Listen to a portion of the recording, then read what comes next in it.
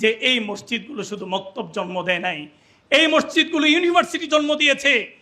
মসজিদ থেকে ইউনিভার্সিটির যাত্রা শুরু হয়েছে। আজও ইতিহাসের মধ্যে উল্লেখ আছে এই আল কারবিন ইউনিভার্সিটি বিশ্ব সভ্যতাকে সনদ প্রদান করা, সার্টিফিকেট প্রদান করা শিখিয়েছে। মসজিদের মধ্যে গিয়ে রাষ্ট্রপতির ভাষণ প্রদান করত, মসজিদের মধ্যে গিয়ে বায়াত গ্রহণ করত, চিফ জাস্টিস প্রধান বিচারপতির এজলাস হতো মসজিদের মধ্যে। প্রতিটা জামে মসজিদ সচিবালয়ের ভূমিকা পালন করেছে।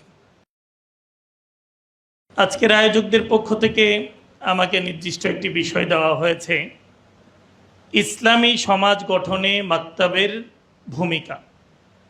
আমি সুনির্দিষ্ট বিষয়ে আলোচনা করার চেষ্টা করব ইনশাআল্লাহ। ইসলামী সমাজ বিনির্মাণের আগে ব্যক্তি গঠন এবং ইসলামী মার্কাজগুলোকে জাগ্রত করা, জীবন্ত করা, এটি ইসলামী সমাজ বিনির্মাণের পূর্বশর্ত। সমস্ত আম্বিয়া আলাইহিমুস সালাম নবুয়তের দায়িত্ব নিয়ে আগমনের পরে সর্বপ্রথম ব্যক্তি গঠন করেছেন এবং দ্বীনি মার্কাজগুলোকে জীবন্ত করেছেন, জীবন্ত রেখেছেন। ব্যক্তি গঠন এবং দ্বীনি মার্কাজের জীবন্তকরণের মধ্য দিয়ে ইসলামী সমাজ বিনির্মাণে সক্ষম হয়েছিলেন সমস্ত আম্বিয়া আলাইহিমুস সালাম। লম্বা ইতিহাস। মুসলমানরা যেখানে যেই দেশ বিজয় করেছে সেখানেই মুসলমানরা গিয়ে সর্বপ্রথম ব্যক্তি গঠনের কাজ শুরু করেছেন। আর ব্যক্তি গঠনের মার্কাজ হিসেবে তারা মসজিদকে প্রতিষ্ঠা করেছেন।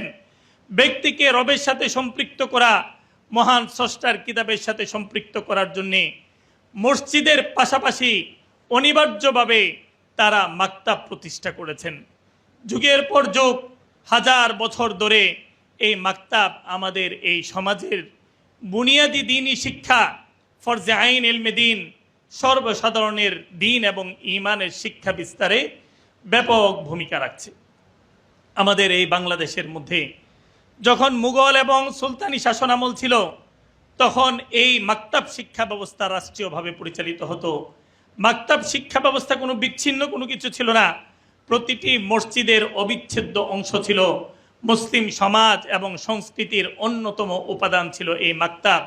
যে মাকতাব শিক্ষার মধ্য দিয়ে এই সমাজের শতভাগ মুসলিম প্রজন্মকে দ্বীন এবং ঈমানের শিক্ষা প্রদান করা হতো। হালাল এবং হারামের মাঝে পার্থক্য শেখানো হতো এবং ঈমান এবং কুফরের মধ্যে পার্থক্য তাদেরকে বোঝানো হতো। ইসলামের সাথে পরিচয় ঘটানো হতো। কুফর এবং শিরিক বিদআত সম্পর্কে তাদেরকে সতর্ক করা হতো। মুহতারাম হাজিরিন, আমাদের হাজার বছরের এই ঐতিহ্যের মাকতাব যখন সমগ্র দুনিয়ার মধ্যে বিস্তার লাভ করে, পশ্চিমা শক্তি এবং ইসলাম বিদ্বেষী শক্তি তারা চিন্তা করে যে সমাজের মাত্র 2 থেকে 3% ওলামায়ে কেরাম, বাকি ওলামায়ে কেরামের আহ্বানে এই সমাজের লক্ষ লক্ষ মুসলমান সাড়া দেয়, তাদের আন্দোলনে শরিক হয়। রেশমি রুমাল আন্দোলন করে, ব্রিটিশ খেদাও আন্দোলন করে। এর মূল কারণটা কি? মূল কারণ হিসেবে তারা খুঁজে বের করলো এই মুসলিম ইতিহাস এবং ঐতিহ্যের মধ্যে এমন একটি শিক্ষাধারার প্রচলন রয়েছে, এমন একটি ঐতিহ্যের শিক্ষা রয়েছে যেই ঐতিহ্যের শিক্ষা থেকে এই মুসলিম সন্তানকেও বঞ্চিত হওয়ার কোনো সুযোগ নেই। মুসলমান সন্তান জন্মগ্রহণ করার পরে তাদেরকে মসজিদে পাঠানো হয়। মসজিদে গিয়ে তারা আল্লাহকে চিনে, তারা নবীকে চিনে। তারা মসজিদের মধ্যে গিয়ে প্রাথমিক কুরআনী শিক্ষা, হালাল হারামের শিক্ষা এবং দ্বীনের বুনিয়াদি এই শিক্ষা তারা গ্রহণ করে। এই বিষয়টা তাদের পর্যবেক্ষণে যখন এসেছে, তারা চিন্তা করলো যে এই মক্তব শিক্ষা বিলুপ্ত করতে হবে, এমন কিছু কার্যক্রম হাতে নিতে হবে যেই কার্যক্রমের মধ্য দিয়ে মসজিদে আমরা তালা লাগাবো না, কিন্তু মসজিদকে আমরা নিষ্প্রাণ করে দিব। এই প্রজন্মকে মসজিদ থেকে বিচ্ছিন্ন করে দিব, আগামী প্রজন্মকে দ্বীন এবং ঈমান থেকে তাদেরকে বিচ্ছিন্ন করে দিব। 1837 সনে জার্মানির ফ্রেডরিক ফ্রোয়েবেলের মধ্য দিয়ে তারা কিন্ডারগার্টেন শিক্ষা ব্যবস্থার আবির্ভাব ঘটায়। পশ্চিমা দুনিয়া হয়ে সারা দুনিয়ার মধ্যে এই শিক্ষা ব্যবস্থা ব্যাপকভাবে ছড়িয়ে পড়ে। আমাদের মুসলিম দেশগুলোর মধ্যেও এই শিক্ষা ব্যবস্থা ছড়িয়ে পড়ে। যে মুসলিম দেশগুলো এবং সমাজের সন্তানদের একটা কালচার ছিল যে মুসলমানের সন্তান সে হয়তো মাদ্রাসায় পড়বে, যদি স্কুলেও পড়ে তাহলে স্কুলে যাওয়ার আগে সে মসজিদে যাবে, সে মক্তবের শিক্ষাটা অর্জন করবে, প্রাথমিক দিনই শিক্ষা অর্জন করার পরে সে দুনিয়াবী এবং জাগতিক শিক্ষা অর্জন করবে। সম্মানিত উপস্থিতি, এই প্রাইমারি শিক্ষার আধুনিককরণ এবং কিন্ডারগার্টেন শিক্ষা ব্যবস্থার মধ্য দিয়ে আমাদের এই মাকতাব শিক্ষার বিলুপ্তির এই প্রথা শুরু হয়। এভাবে চলতে থাকে দিনের পর দিন, আমাদের প্রজন্ম বঞ্চিত হতে থাকে দিন এবং ইসলামের শিক্ষা থেকে। বর্তমান সময়ে আমাদের এই বাংলাদেশের মধ্যে আমরা পরিসংখ্যান আপনাদের সামনে তুলে ধরি, তাহলে দেখব যে এই দেশের মধ্যে প্রায় 5 কোটি শিক্ষার্থী স্কুলে পড়াশোনা করছে। বর্তমান সময়ের মধ্যে এইচএসসি পরীক্ষা চলতেছে, যে এইচএসসি পরীক্ষার মধ্যে 12,70,000 শিক্ষার্থী পরীক্ষা দিচ্ছে। কিছুদিন পূর্বে এসএসসি পরীক্ষা গিয়েছে, যে এসএসসি পরীক্ষার মধ্যে 18,51,000 শিক্ষার্থী অংশগ্রহণ করেছে। শুধু প্রাইমারি স্কুলে পড়াশোনা করছে প্রায় 2 কোটির মতো শিক্ষার্থী। মাদ্রাসার মধ্যে আমাদের সকল বোর্ড মিলিয়ে আমাদের মাদ্রাসার শিক্ষার্থী সংখ্যা 50 থেকে 60 লক্ষের উপরে কখনো হবে না। আমরা যারা মাদ্রাসায় পড়াশোনা করছি, মাদ্রাসায় যারা দিন ইমান শিখছে, এর বাহিরে বৃহৎ একটি জনগোষ্ঠী, যেই জনগোষ্ঠী দিন এবং ইমানের শিক্ষা থেকে বঞ্চিত, যেই জনগোষ্ঠী ইর্তিদাদের আগ্রাসনে তারা তাদের ইমান হারার উপক্রম হয়ে বসেছে। আজকে আমাদের প্রজন্মের দিকে ধর্মহীনতার এক আগ্রাসন এর সয়লাব শুরু হয়েছে। আমাদের প্রজন্মের দিকে সেকুলারিজমের আগ্রাসন, ধর্মহীনতার আগ্রাসন, লিবারিজমের আগ্রাসন আমাদের প্রজন্মের মন মস্তিষ্ক থেকে দিন এবং ইমানের চেতনাকে তারা বিলুপ্ত করে দিচ্ছে। এই জন্যে আমাদের এই প্রজন্মের দিন এবং ইমান সুরক্ষা করা, মুসলিম প্রজন্মকে ইসলামের উপর টিকানো, এটা আমাদের বর্তমান সময়ের সবচেয়ে বড় চ্যালেঞ্জ হয়ে দাঁড়িয়েছে। সমস্ত আম্বিয়া আলাইহিমুসসালাম তাদের পরবর্তী নেক্সট প্রজন্মকে দিন এবং ইমানের উপরে উঠানোর মেহনত করেছেন। তারা ইর্তিদাদের এই চ্যালেঞ্জকে মোকাবেলা করেছেন এবং প্রজন্মের ইমান গঠনের জন্য তারা চ্যালেঞ্জকে গ্রহণ করেছেন। আল্লাহ রাব্বুল আলামিন ইরশাদ করেন, ওয়াসা বিহা ইব্রাহিম বানিহি ওয়া ইয়াকুব ইয়া বানিয়া ইন্নাল্লাহা আসতাফা লাকুমুদ-দ্বীন ফালা তামুতুন্না ইল্লা ওয়া আনতুম মুসলিমুন। ইব্রাহিম, ইয়াকুব এবং তার পরবর্তী সকল আম্বিয়া আলাইহিমুস সালাম তাদের প্রজন্মকে ওসিয়ত করেছিলেন, ইয়া বানিয়া ইন্নাল্লাহা আসতাফা লাকুমুদ-দ্বীন, হে আমার প্রজন্ম, তোমাদের জন্য আল্লাহ রাব্বুল আলামিন দ্বীন এবং ইসলামকে তোমাদের জীবন বিধান হিসেবে, তোমাদের শরিয়া হিসেবে নির্বাচন করেছেন। সুতরাং দ্বীন এবং ইসলামকে তোমরা তোমাদের জীবন বিধান হিসেবে গ্রহণ করো, দ্বীন এবং ইসলামের উপরে প্রতিষ্ঠিত হও। মুহতারাম উলামায়ে কেরাম, আমাদেরকে আজকে এই শপথ গ্রহণ করতে হবে, এই চ্যালেঞ্জ আমাদেরকে গ্রহণ করতে হবে। আমাদের সমাজের 98% এই স্কুলগামী শিক্ষার্থী, তারা যেভাবে স্রোতের মতো নাস্তিকতার দিকে অগ্রসর হচ্ছে, এই প্রজন্মকে যদি আমরা গঠন করতে ব্যর্থ হই, ইসলামী সমাজ গঠন করতে অনিবার্যভাবে আমরা ব্যর্থ হব। একটি সমাজ একটি প্রজন্মের মধ্য দিয়ে গঠন হয়। একটি প্রজন্ম যখন তাওহীদবাদী হয়ে যায়, তখন সমাজ তাওহীদবাদী সমাজে পরিণত হয়। একটি সমাজ যখন নাস্তিকতাকে গ্রহণ করে নেয়, তখন সেই সমাজ নাস্তিক্যবাদের সমাজ এবং আক্রায় পরিণত হয়। আজকে আমাদের সিদ্ধান্ত নেওয়ার বিষয় যে আমরা আমাদের এই প্রজন্মের দ্বীন এবং ঈমানকে হেফাজত করব কিনা। আমাদের এই প্রজন্মের জন্যে আমরা আমাদের প্রতিটি মসজিদে মসজিদে মক্তব প্রতিষ্ঠা করে আমাদের মসজিদগুলোকে জীবন্ত করব কিনা। যদি আমরা আমাদের এই প্রজন্মকে গঠন করতে পারি, প্রজন্মের ঈমান আকীদা সুরক্ষা করতে পারি, তাহলে ইনশাআল্লাহুল আজিজ সেই আপনাদের স্বপ্নের ইসলামী সমাজ ব্যবস্থা প্রতিষ্ঠিত হবে। ইসলামী সমাজ কখনো আলেমদেরকে দিয়ে হয় না। ইসলামী সমাজ গোটা সমাজের সকল সদস্যের অংশগ্রহণের মধ্য দিয়ে ইসলামী সমাজ হয়। ইসলামী রাষ্ট্র হয়, রাষ্ট্রের সকল সদস্যের সমর্থনের মধ্য দিয়ে ইসলামী রাষ্ট্র প্রতিষ্ঠিত হয়। এই জন্যে আমরা যেই সমাজ গঠনের স্বপ্ন দেখছি, সেই সমাজ গঠনের আগে আমাদের ব্যক্তি গঠন করতে হবে, প্রজন্ম গঠন করতে হবে। প্রজন্মের মন মস্তিষ্কের মধ্যে দ্বীন এবং ঈমানকে প্রতিষ্ঠিত করতে হবে। প্রজন্মের মন মস্তিষ্ক থেকে ইর্তিদাদ আর নাস্তিকতার বীজকে উপড়ে ফেলতে হবে। সম্মানিত ওলামায়ে কেরাম, যুগ যুগ ধরে আমাদের এই সালাফরা এই দায়িত্ব পালন করেছেন মক্তব শিক্ষার মধ্য দিয়ে। প্রজন্মের ঈমানের ভিত্তি প্রতিষ্ঠিত হয়েছিল এই মক্তবগুলোর মধ্যে। প্রজন্মের ইসলামের সাথে প্রথম পরিচয় ঘটেছিল মক্তবের মধ্য দিয়ে। আল্লাহ এবং রবকে, নবী এবং রসুলকে, দ্বীন এবং শরিয়াকে একজন মুসলিম শিশু সর্বপ্রথম এই মসজিদের মক্তবের মধ্যে গিয়ে সে এই দ্বীন এবং ঈমানি চেতনা অর্জন করেছে। আজকে আমাদের মক্তবগুলো বিলুপ্ত, শহর থেকে বিলুপ্ত, গ্রামাঞ্চল থেকে বিলুপ্ত, সব জায়গা থেকে আমাদের এই মক্তবগুলো বিলুপ্ত হয়ে যাচ্ছে। আমাদের এদেশের আধ্যাত্মিক রাহবার মুজাহিদে আজম শামসুল হক ফরিদপুরি রহমতুল্লাহি আলাইহের ঐতিহাসিক একটা বই আছে, যে বইয়ের নাম মসজিদ ও জীবন্ত মসজিদ। শামসুল হক ফরিদপুরি রহমতুল্লাহি আলাই বলেন যে আজকে আমরা আমাদের মসজিদগুলোকে জীবনহীন করে ফেলেছি। শামসুল হক ফরিদপুরি রহমতুল্লাহি আলাই বলেন, মানুষের প্রতিটি বস্তু, প্রতিটি জিনিসের একটি জীবনী শক্তি থাকে। যখন জীবনী শক্তি চলে যায় তখন সে জীবনহীন হয়ে যায়। যখন তার মধ্যে উৎপাদনশীল ক্ষমতা চলে যায় তখন সে উৎপাদন অক্ষম হয়ে যায়। শামসুল হক ফরিদপুরি রহমতুল্লাহি আলাই বলেন, আমাদের এদেশের মসজিদের জীবনী শক্তি হলো এই মসজিদের মধ্যে জীবন্ত মক্তব। মসজিদের মধ্যে যদি কোরআন তেলাওয়াত থাকে, মক্তব প্রতিষ্ঠিত থাকে, জীবন্ত মক্তব প্রতিষ্ঠিত থাকে, তাহলে এই মসজিদগুলো জীবন্ত হবে। এই মসজিদগুলো মুসলমানের ঈমান আমলের এবং তাদের জীবন জগতের মার্কাজে পরিণত হবে।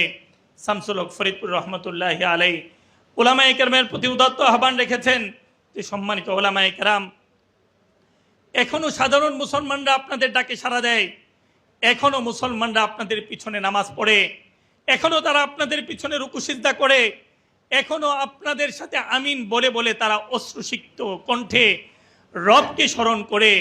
আপনারা জাগ্রত হন, মসজিদগুলোকে জীবন্ত করেন, মসজিদের মধ্যে জীবন্ত মাকতাব প্রতিষ্ঠা করেন। আর এই জীবন্ত মাকতাব প্রতিষ্ঠার মধ্য দিয়ে আমাদের এই নতুন প্রজন্মকে দ্বীন এবং ইসলামের চেতনায় উজ্জীবিত করেন।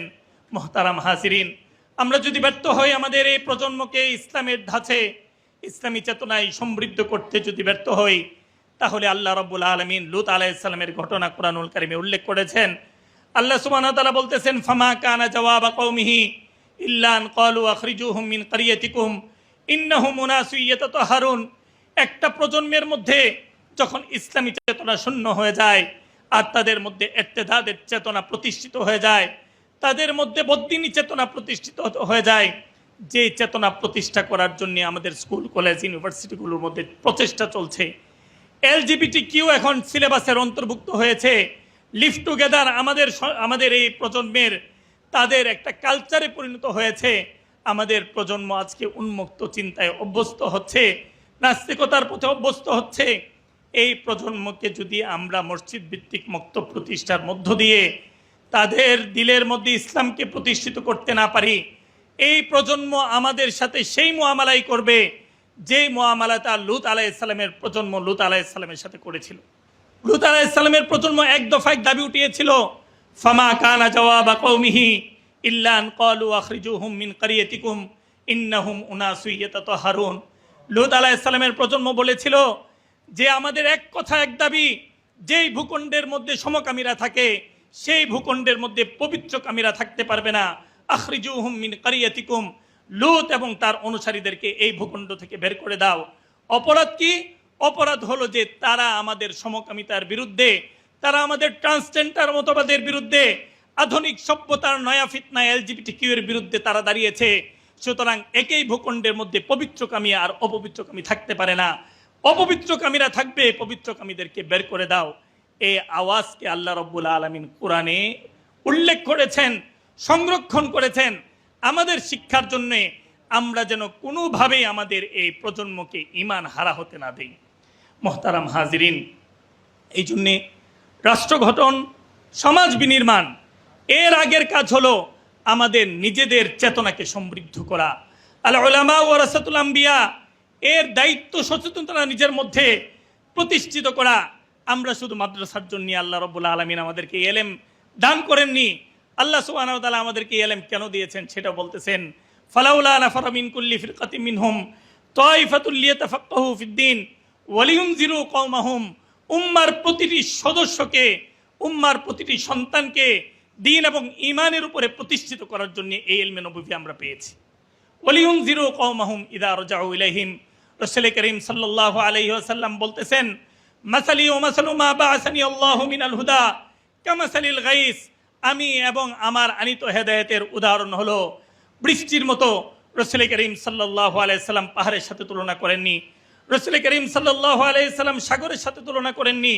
রাসূল করিম সাল্লাল্লাহু আলাইহি সাল্লাম আসমান এবং জমিনের সাথে তুলনা করেননি। রাসূল করিম সাল্লাল্লাহু আলাইহি সাল্লাম তুলনা করেছেন মেঘমালার সাথে। এর তাফসীর যদি আপনারা দেখেন তাহলে দেখবেন মুহাদ্দিসিনে কেরাম লিখেছেন যে রাসূল করিম সাল্লাল্লাহু আলাইহি সাল্লামের আবেগ, এই উম্মার প্রতি দরদ, এই দরদটা মেঘমালা ছিল। মেঘমালা যেমন কোনো সুনির্দিষ্ট জায়গা, দেশ, শ্রেণীর জন্য খাস নয়। মেঘমালা যেমন মুসলমানদের উপরে বর্ষিত হয়, অমুসলিমদের উপরে বর্ষিত হয়। মেঘমালা যেমন মাদ্রাসার উপরে বর্ষিত হয়, স্কুলের উপরেও বর্ষিত হয়, মসজিদের উপরেও বর্ষিত হয়, মন্দিরের উপরেও বর্ষিত হয়। আমি এবং আমার রেখে যাওয়া এই আমানত যারা গ্রহণ করবে তাদেরকে মেঘমালার মতো হতে হবে। তাদেরকে হতে হবে মাসালি ও মাসালুকুম কামাসালি রাজুলিন আওকাদা নারা ফাজালাজ জানাদিবু ওয়াজ যুবাবু ইয়াকানা ফিহিন্না ওয়া আনা আখিদুম বিহুজাজিকুম ওয়া আনতুম তাতাফাল্লাতুনা মিন ইয়াদি। যে আমার উম্মতের একটা সদস্য জাহান্নামের দিকে অগ্রসর হবে আর আমি তাকে স্কুলের ছাত্র বলে ছেড়ে দিব, আমি তাকে ইউনিভার্সিটির ছাত্র বলে ছেড়ে দিব, আমি তাকে নাস্তিক বলে সরিয়ে দিব, আমার মাদ্রাসার বাহিরের সদস্য বলে তার প্রতি আমি ভ্রুক্ষেপহীন হয়ে পড়ব, এটা নববী চেতনা না এবং এটা উলামায়ে উম্মতের চেতনা কখনো হতে পারে না। মুহতারাম উলামায়ে কেরাম, এই জন্যে আমরা আমাদের আকাবিরদের সেই বাণীগুলোই বলছি।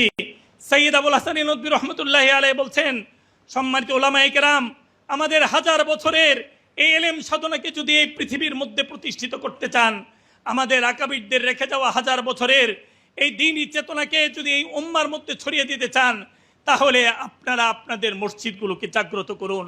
আপনারা জাগ্রত হন, মসজিদগুলোকে জীবন্ত করুন। এই মসজিদগুলো থেকে এই উম্মার দ্বীন এবং ঈমানের এই সুধা তাদের কাছে পৌঁছে দেন। এই মসজিদগুলোর মাধ্যমে আগামী প্রজন্মের মন মস্তিষ্কের মধ্যে দ্বীন এবং ইসলামকে প্রতিষ্ঠিত করুন। এই প্রজন্মকে ধর্মহীনতার পথ থেকে আপনারা এই মসজিদ ভিত্তিক মক্তবের মধ্য দিয়ে তাদেরকে বাঁচান। এই মুসলমান এবং মুসলমানের সন্তানদের জীবনের মার্কাজ হিসেবে মসজিদকে প্রতিষ্ঠা করুন। সম্মানিত উপস্থিতি, শামসুল হক ফরিদপুর রহমতুল্লাহি আলাইহির গুরুত্বপূর্ণ একটা কথা তিনি বলেছেন, এই মসজিদ অন্য জাতির, অন্য ধর্মের উপাসনালয়ের মতো নয়। মসজিদ হলো মুসলিম জাতির, মুসলিম সমাজের একটি জীবন্ত প্রতিষ্ঠান। জীবন্ত প্রতিষ্ঠানে কখনো তালা ঝুলে না। শামসুল হক ফরিদপুর রহমতুল্লাহি আলাইহি বলেছেন, যদি এই মসজিদ অন্য কোনো জাতি, অন্য কোনো ধর্মের উপাসনালয়, পূজাগৃহের মতো শুধু শুকনো কাঠ আর ইট পাথর বালিতে পরিণত হয় আমাদের এই মসজিদগুলো, তাহলে অনিবার্যভাবে এই উম্মা পদস্খলিত হবে, এই মসজিদগুলো জীবনহীন হয়ে পড়বে, এই উম্মা নির্জীব হবে। এই উম্মাকে জীবন্ত করার জন্যে, এই উম্মাকে জাগ্রত করার জন্যে আপনারা মসজিদগুলোকে জাগ্রত করেন। মসজিদগুলোকে আপনারা অন্য ধর্মাবলম্বী তাদের পূজাগৃহের মতো, তাদের চার্জার প্রেগোড়ার মতো নামাজের পরে আপনারা তালাবদ্ধ করে দিবেন না। নামাজ হয় 2 ঘন্টা সারাদিনের আমল, বাকি 22 ঘন্টা এই মসজিদকে আবাদ করা, মসজিদকে জীবন্ত করার জন্য আপনারা পদক্ষেপ গ্রহণ করুন, কর্মসূচি গ্রহণ করুন। মুহতারাম উলামায়ে কেরাম, এই জন্য আমরা একটি স্লোগান সারা দেশের মধ্যে দিচ্ছি যে আজকে মসজিদের কমিটি আছে, মসজিদের কমিটির ধ্যান ধারণা চেতনা আমাদেরকে পরিবর্তন করতে হবে। মসজিদ কমিটির ধ্যান ধারণা কি? ইমাম সাহেব চাঁদা করবে আর মসজিদ কমিটি শুধু টাইলস লাগাবে আর বিল্ডিং বাড়াবে আর এসি লাগাবে। মুহতারাম হাজিরিন, এটা কখনো মুসলিম ইতিহাসের গর্ব এবং উজ্জ্বল কোনো ইতিহাস ছিল না। মসজিদ তো হলো ওই জিনিস যে মসজিদ জীবন্ত থাকবে। এই জন্য আমরা পাড়ায় পাড়ায়, মহল্লায় মহল্লায়, প্রতিটি গ্রামে গ্রামে আমাদের লাজনাতু ইহয়াইল মাসাজিদ ওয়াল মাকাতিব নামে আমরা একটি সংগঠন গড়ে তোলার জন্য আমরা সকল উলামায়ে কেরামকে আহ্বান করছি। এটার কোনো সেন্ট্রাল কোনো প্রোগ্রাম না, এটা প্রত্যেক এলাকা ভিত্তিক প্রোগ্রাম।